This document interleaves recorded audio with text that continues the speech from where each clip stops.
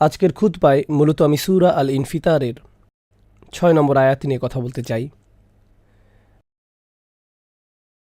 যেহেতু এই আয়াত নিয়ে কথা বলছি, সর্বপ্রথম সূরার কোন জায়গায় এটি এসেছে তার উপর কিছুটা আলোকপাত করতে চাই। বিষয়টা খুব গুরুত্বপূর্ণ। আমাদেরকে শুধু এটা জানলে হবে না যে আল্লাহ কোনো কথা বলেছেন, বরং কোন প্রেক্ষাপটে তিনি কথাটি বলেছেন তাও জানতে হবে। যেমন কারো বক্তব্যের মাঝখান থেকে যদি একটা কথা তুলে নেন, ভুল বোঝার সম্ভাবনা আছে। তিনি এর আগে কি কথা বলেছিলেন, কোন বিষয়ে কথা বলছিলেন, এগুলো বিবেচনায় নিলে কথাটি দ্বারা হয়তো সম্পূর্ণ ভিন্ন একটা অর্থ প্রকাশ পাবে। তো এই সূরা শুরু হয়েছে বিচার দিবসের চিত্র নিয়ে, যখন আকাশ বিদীর্ণ হবে, যখন তারকাগুলো বিক্ষিপ্ত হয়ে ঝরে পড়বে এবং তাদের আলো হারিয়ে ফেলবে, আর সেগুলো বিক্ষিপ্তভাবে পতিত হবে। উদাহরণস্বরূপ, কোনো চাদরের উপর যদি মুক্তদানা ছড়িয়ে থাকে আর কেউ চাদরটি ধরে ঝাড়া দেয়, তখন মুক্তগুলো যেমন চারদিকে বিক্ষিপ্তভাবে ছড়িয়ে পড়ে, সেরকম। কারণ যেসব মানুষ রাতের আকাশ দেখেন, আমরা এখন রাতের আকাশে খুব একটা তাকাই না, হয়তো দূষণের কারণে, এবং আমরা শহরে বাস করি। আমরা আগের দিনের মতো এখন আর তারা দেখে পথ ঠিক করি না। কিন্তু অতীতে যারা মরুভূমিতে পথ চলত, তাদেরকে দিক নির্ণয় করতে হতো দিনের বেলা সূর্য দেখে অথবা রাতের বেলা তারা দেখে। যারা সমুদ্র অভিযানে বের হতো, তাদেরকেও এভাবে দিক নির্ণয় করতে হতো। তারা আকাশে তারা দেখে পথের দিশা পেত। আল্লাহ কোরআনেও এই ব্যাপারটা নিয়ে কথা বলেছেন যে তারকামণ্ডলী হলো মানুষের নেভিগেশন সিস্টেম। বর্তমানেও যদি পাইলটদের নেভিগেশন সিস্টেম নষ্ট হয়ে যায়, তাদেরকে এখনও তারকা দেখে পথ নির্ণয় করতে হয়। আপনি নেভিগেশনের জন্য তারকার উপর নির্ভর করতে পারেন, কারণ তারকাগুলো একটা নির্দিষ্ট জায়গায় থাকে। ঠিক যেমন সূর্যকেও আমরা একই দিকে উদিত হতে এবং একই দিকে অস্ত যেতে দেখি। পূর্ব দিক থেকে এর উদিত হওয়া স্থায়ী। সূর্যের উদিত হওয়ার দিকে তাকিয়ে আপনি কখনো বলবেন না এটা কি উত্তর দিক নাকি দক্ষিণ দিক, কারণ দিকগুলো স্থিরকৃত। তাহলে দিক নির্ণয়ের জ্ঞান আমরা মূলত আকাশ থেকে পাই। আর সেই দিন গোটা আকাশটাকে বিদীর্ণ করে দেয়া হবে। আর পৃথিবীর কথা কি বলবেন? তারকাগুলো যেগুলোকে নির্দিষ্ট জায়গায় দেখা যেত, সেদিন দেখা যাবে এগুলো বিক্ষিপ্ত হয়ে ঝরে পড়ছে। ও ইদাল কাওয়াকিবু ইনতাসারাত, যখন নক্ষত্রগুলো ঝরে পড়বে। এরপর সেদিন সাগরসমূহ বিস্ফোরিত হবে। ফুজ্জিরত, যখন মহাসাগরগুলোকে বিস্ফোরিত করা হবে। আমরা সুনামি বা এমন দুর্যোগের কথা জানি, কিন্তু এই বর্ণনাটা আসলে ফুটন্ত পানির বর্ণনার সাথে বেশি মানানসই, যেখানে তীব্র তাপে পানি ফুটছে আর পাতিল থেকে উপচে পড়ছে। ও ইদাল কুবুরু বুআসিরাত, বাআসারা আসলে খুব ইন্টারেস্টিং একটা শব্দ। বাআসা এবং আসারা, এই শব্দ দুইটা মিলে এসেছে বাআসারা। আর যখন কবরগুলো উন্মোচিত হবে, যেমন একটা বড় ব্যাগ ভর্তি বাচ্চাদের খেলনার কথা ধরুন, অনেকগুলো লেগোর টুকরো ব্যাগের ভিতরে। ব্যাগের ভিতর হাত ঢুকিয়ে নির্দিষ্ট একটি লেগো খুঁজতে লাগলেন। খুঁজতে গিয়ে সবগুলো ওলটপালট করে ফেলেছেন। অনেক সময় মানুষের অগোছালো ব্যাগ থাকে বা অগোছালো পার্স থাকে। আমার ফোনটা আমি কোথায় রাখলাম, চাবি কোথায় রাখলাম, আর সে ব্যাগের ভিতরে তন্ন তন্ন করে খুঁজতে লাগলো। ভেতরটা দেখতে পাচ্ছে না, হাত ঢুকিয়ে সব ওলটপালট করে খুঁজতে লাগলো। এই কাজ করতে গিয়ে ব্যাগের ভিতরে সব কিছু সে ওলটপালট করে ফেলল। এর নাম মুবাআসার। সুতরাং যখন কবরগুলোতে এভাবে তন্ন তন্ন করে খোঁজা হবে, এর ভেতর থেকে মানুষগুলোকে টেনে হিঁচড়ে তুলে আনার জন্য, এটা হলো ইদাল কুবুরু বুআসিরাত, যে বিশৃঙ্খল অবস্থা কবরে সংঘটিত হবে। সবচেয়ে শান্ত কোনো জায়গার কথা যদি চিন্তা করেন, যেখানে মানুষটিকে কোনো কিছু দ্বারা আর কোনোভাবেই ডিস্টার্ব করা হচ্ছে না, তা হলো মানুষের কবর। সেই জায়গাটা তো আর নড়াচড়া বা হাঙ্গামার জায়গা নয়। কিন্তু সেই দিন এই শান্ত জায়গাটাই চূড়ান্ত হাঙ্গামার জায়গায় পরিণত হবে। ওয়া ইদাল কুবুরু বুআসিরাত। এমন অবস্থা যখন চলতে থাকবে, কল্পনা করুন একজন মানুষকে মাত্র তার কবর থেকে টেনে হিঁচড়ে তোলা হলো। কেউ যদি আপনাকে হঠাৎ ঘুম থেকে জাগিয়ে তোলে, তাড়াহুড়া করে জাগিয়ে তোলে, সে মুহূর্তে আপনার মাথায় প্রথম যে চিন্তাটি আসে, কিছু ঘটেছে, কেন জাগালে, কেন জাগালে? বা আপনার মাথায় তখন কিছুই কাজ করে না। আপনি সম্পূর্ণ ভ্যাবাচাকা খেয়ে আছেন। কিয়ামতের দিন জেগে ওঠার পর সব কিছুই দুঃস্বপ্ন মনে হবে। আকাশ বিদীর্ণ হয়ে আছে, সমুদ্র বিস্ফোরিত হচ্ছে, আপনি মাত্র জেগে উঠলেন আপনার কবর থেকে হাজার হাজার বছর ঘুমানোর পর। সে সময় আপনি কি চিন্তা করবেন? চারপাশের ঘটে যাওয়া সব কিছু বুঝতে গিয়ে চিন্তার গতি স্তব্ধ হয়ে যাবে। আল্লাহ সেই মুহূর্তের একটি চিন্তার কথা উল্লেখ করেছেন আপনার আমার জন্য, যে চিন্তা আমাদের সম্পূর্ণ অভিভূত করে ফেলবে। আর সেই চিন্তাটি হলো আলিমাত নাফসুম মা কদ্দামাত ও আখারাত।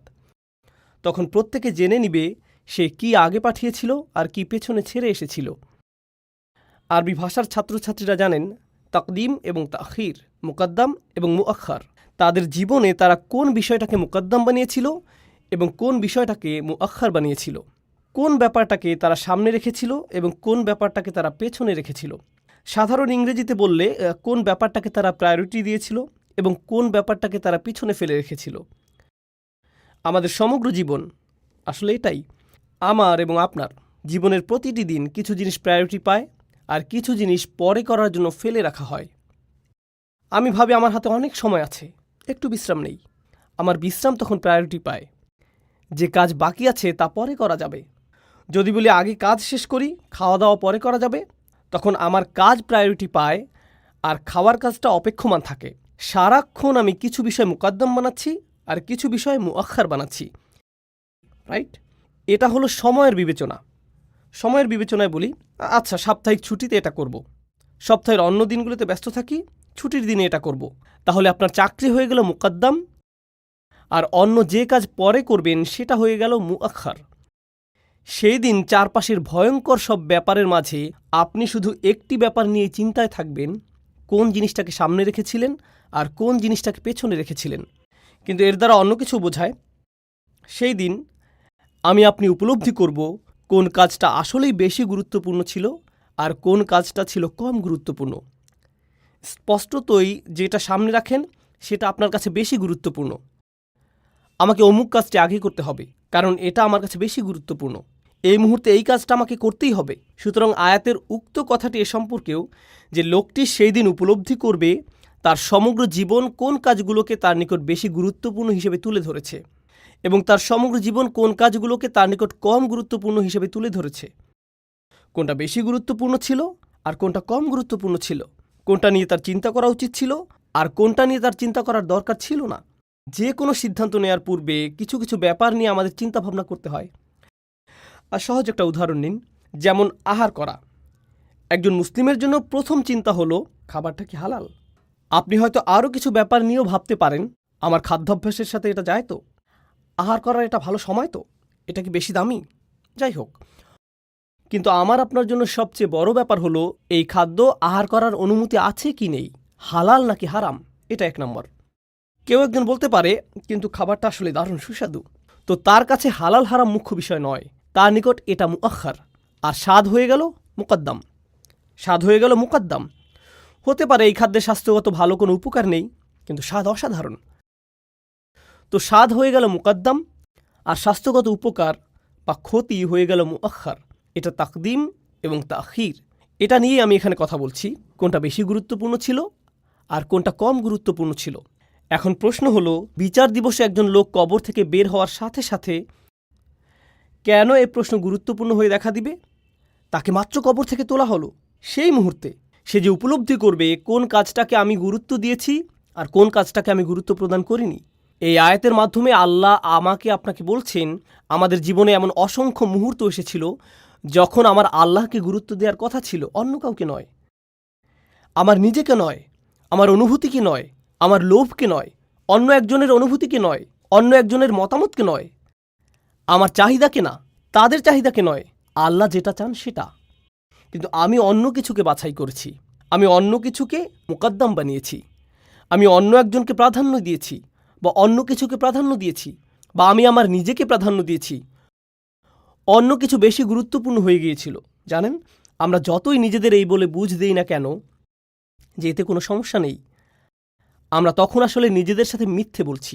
বাস্তবতা হলো আল্লাহ এবং তার রসুল সাল্লাল্লাহু আলাইহি সাল্লাম যখন আমাদের কিছু বলেন, যখন তারা আমাদের বলেন অমুক কাজটি করা ভুল, যখন তারা আমাদের বলেন অমুক কাজটি করা বাধ্যতামূলক, তোমাকে এভাবে এটা করতে হবে, তারা এমনটা করছেন কারণ তারা আমাদের ভালো চান। আল্লাহ আমার ভালো চান এবং রসুল সাল্লাল্লাহু আলাইহি সাল্লাম আমার জন্য বেশি ভালো চান, এমনকি আমি আমার জন্য যত ভালো চাইতে পারবো তার চেয়েও। রসুল সাল্লাল্লাহু আলাইহি সাল্লাম নিজেকে এমন একজন হিসেবে বর্ণনা করতেন যিনি, জানেন তো, পতঙ্গ পোকামাকড় বাতি দেখলে কি করে, তারা তার উপর ঝাঁপিয়ে পড়ে, তারা আগুনে ঝাঁপিয়ে পড়ে, আর আপনি তাদেরকে হাত নেড়ে তাড়িয়ে দিতে চান, রাইট? এখন তো বাজারে মশা ধরার লাইটও পাওয়া যায়। প্রতিবার কোনো মশা এতে উড়ে এসে পড়ল, খটাস করে আপনি শব্দ শুনতে পান, রাইট? আমাদের রসুল সাল্লাল্লাহু আলাইহি সাল্লাম এরকম একটি উপমা দিয়েছেন। আর আমাদের যখন তাড়িয়ে দেওয়ার চেষ্টা করা হয় তখন আমরা বলি, আপনি কেন আমাকে কিছুই করতে দেন না, আমার জীবনটা কেন এত কঠিন করে তুলছেন, এত কঠিন কেন, আপনি আমাকে কেন পড়তে দেন না? আমাদের নিজেদের কাছে যেটাকে বেশি গুরুত্বপূর্ণ মনে হয় সেটা নিয়ে আমরা এতটাই বিভ্রান্ত। আর সেই দিন যখন সব কিছু উলটপালট হয়ে যাবে, আকাশ উলটপালট হয়ে যাবে, কবর উলটপালট হয়ে যাবে, সমুদ্র উলটপালট হয়ে যাবে, সেই মুহূর্তে শুধু একটি জিনিস ঠিক থাকবে, আর তা হলো আমাদের চিন্তা। এখন সব কিছু সঠিক নিয়মে আছে, কিন্তু আমাদের চিন্তাভাবনা উল্টো হয়ে গেছে। আর বিচারের দিন সব কিছু উল্টে যাবে, কিন্তু আমাদের চিন্তা সঠিকভাবে পুনর্বিন্যাস লাভ করবে। এখন আমি জানি কোনটাকে আসলে বেশি গুরুত্ব দেওয়া উচিত ছিল আর কোনটাকে ফেলে রেখেছিলাম। আজ আমার আলোচনার বিষয় আসলে এই আয়াত নয়। যে আয়াত নিয়ে কথা বলতে চাই তা হলো পরের আয়াত, ইয়া আইয়ুহাল ইনসান মা গাররাকা বিরব্বিকাল কারীম। হে মানুষ, ইয়া আইয়ুহাল ইনসান, হে মানুষ। প্রসঙ্গত, ইনসান দুটি জিনিসের সমন্বয়ে গঠিত। আল্লাহ যখন আমাদের মানুষ বলে সম্বোধন করেন, হে মানুষ, এর দ্বারা বোঝায় যে প্রচুর পরিমাণে ভুলে যায়, নিসিয়ান থেকে আগত, ও ভুলমনা সৃষ্টি। এভাবেই আল্লাহ আমাদের সম্বোধন করছেন। শব্দটি নিয়ে অন্যভাবেও চিন্তা করা যায়। উনস থেকে এটি আগত, যার মানে ভালোবাসা এবং দরদ। তোমরা ভালোবাসায় পূর্ণ এক সৃষ্টি, তোমরা ভালোবাসা পেতে চাও। বিড়াল আলিঙ্গনের প্রয়োজনীয়তা অনুভব করে না, কিন্তু শিশুরা চায় তাদেরকে কেউ ভালোবাসায় জড়িয়ে ধরুক। এমনকি বড়রাও চায়।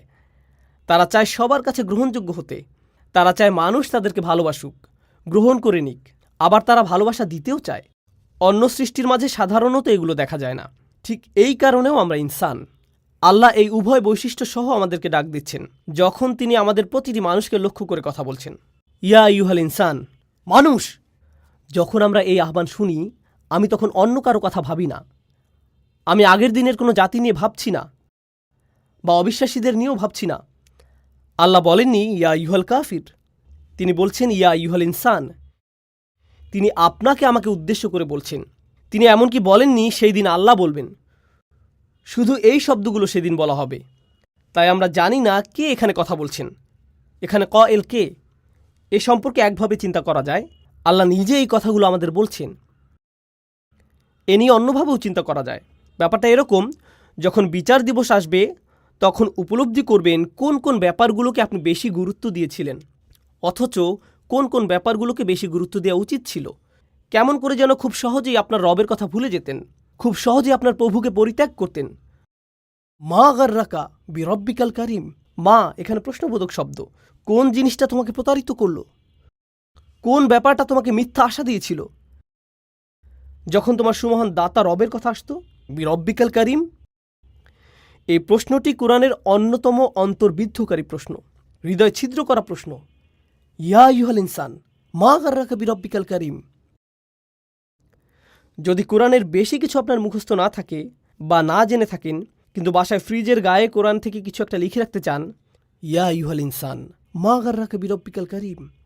চলুন এই শব্দগুলো দ্বারা কি বোঝানো হচ্ছে তা আরও ভালোভাবে জানার চেষ্টা করি। আরবি গর্রা শব্দের আমি অনুবাদ করেছি প্রতারিত।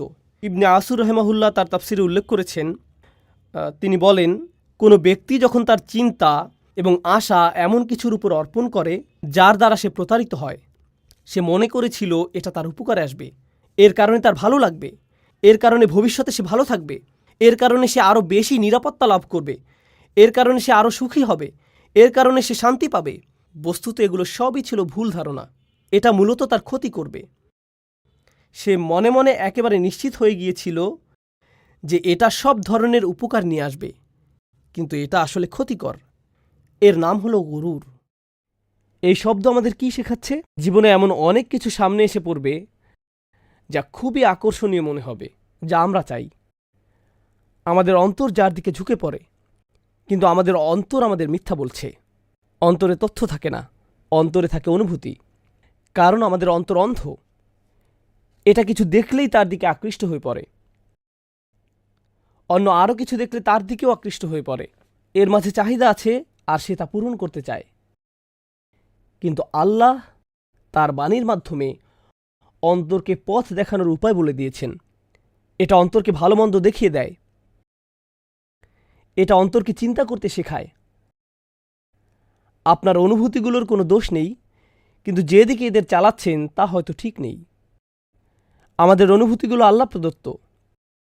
আপনি যা যা কামনা করেন আপনার তা কামনা করার কথা, কিন্তু যে পথে এই কামনাগুলো পূরণ করতে চাচ্ছেন আপনি নিজেকে প্রতারিত করছেন, মনে করছেন এতে শান্তি পাবেন। আর আল্লাহ যেভাবে আপনাকে পথ দেখান, এটা এড়িয়ে চলার পথ। আর তিনি যখন চান আমরা যেন হারাম এড়িয়ে চলি, তা শুধু এই কারণেই যে আমরা নিজেদেরকেই কষ্ট দিব, অন্য কাউকে নয়। প্রথম শিকার আমি নিজেই হব, আমি নিজে, অন্য কেউ নয়। পাপ করার কারণে সবার আগে আমিই ক্ষতির সম্মুখীন হব। আর শয়তান এসে কি বলে? সে বলে, তুমি নিজের প্রতি এত কঠোর কেন, এত হুজুর কেন তুমি, এত ইসলামিক কেন তুমি, তোমাকে এমন হতে হবে না। আর আমি নিজেই নিজেকে বলবো কিয়ামতের দিন, ইয়া আল্লাহ, আপনি আমাকে শিখিয়েছিলেন কোনটা সবার আগে গুরুত্ব দিতে হবে, আপনি জানিয়েছিলেন কোনটাকে পরেও করা যাবে, কিন্তু আমি আপনার কথা শুনিনি, কারণ আমি বারবার আপনার কথা ভুলে যেতাম। প্রথমত আমি ভুল জিনিস দ্বারা প্রতারিত হয়েছি, দ্বিতীয়ত আমি ভুলে গিয়েছিলাম আপনি আমার কে, বিরব্বিকাল করিম।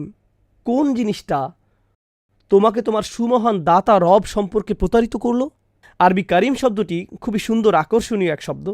এর দ্বারা এমন সব জিনিসের বর্ণনা দেওয়া হয় যেটা অতীব চমৎকার, অভিজাত এবং মনোহর।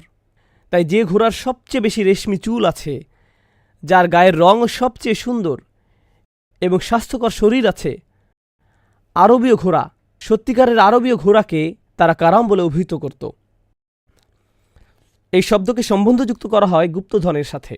এই শব্দকে আরও সম্বন্ধযুক্ত করা হয় স্বর্ণের নেকলেসের সাথে, যে নেকলেস খুব দামি স্বর্ণ দিয়ে তৈরি করা হয়, এটাকেও কারাম এবং কির্ম বলে। সকল সুন্দর জিনিসের সাথে এই শব্দকে সম্পর্কযুক্ত করা হয়, সকল অভিজাত জিনিসের সাথে, সকল হাই ক্লাসের জিনিসের সাথে, সকল কোয়ালিটি সম্পন্ন জিনিসের সাথে। এরপর অর্থটি আরও সম্প্রসারিত হয়ে দানশীলতার সাথে যুক্ত হতে শুরু করল। তাই তারা রসুল সাল্লাল্লাহু আলাইহি সাল্লামকে বর্ণনা করত করিমুন ইবনে করিম, তিনি আমাদের প্রতি উদার হবেন, অভিজাত বাবার অভিজাত সন্তান। অভিজাত মানে তিনি আমাদের প্রতি দানশীল হবেন। আল্লাহ স্বয়ং এতই মহান, উদার এবং দানশীল যে আমরা তাকে ভুলে গেলেও তিনি আমাদের সাথে দয়ালু আচরণ করেন।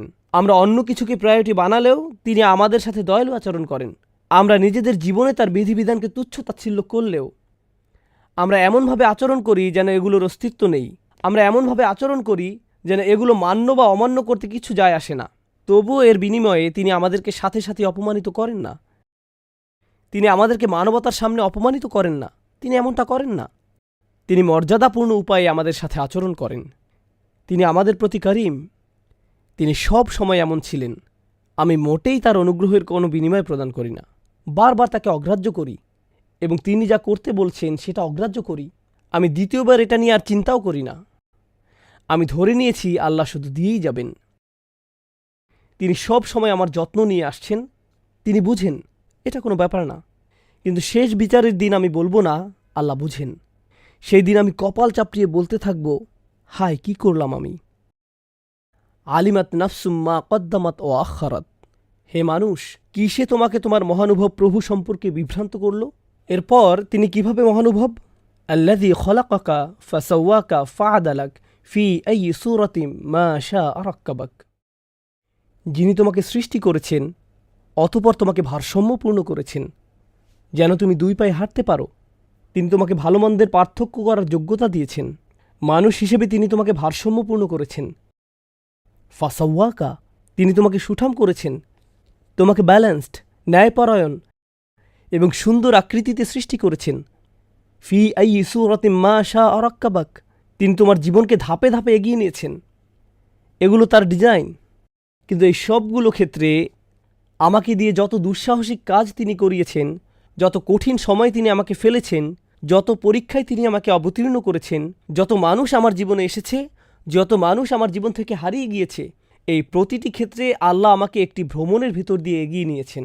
সকল ক্ষেত্রে আমাকে দেখতে হয়েছিল কোন কাজটা বেশি অগ্রাধিকার পাওয়ার যোগ্য ছিল আর কোনটা ছিল না।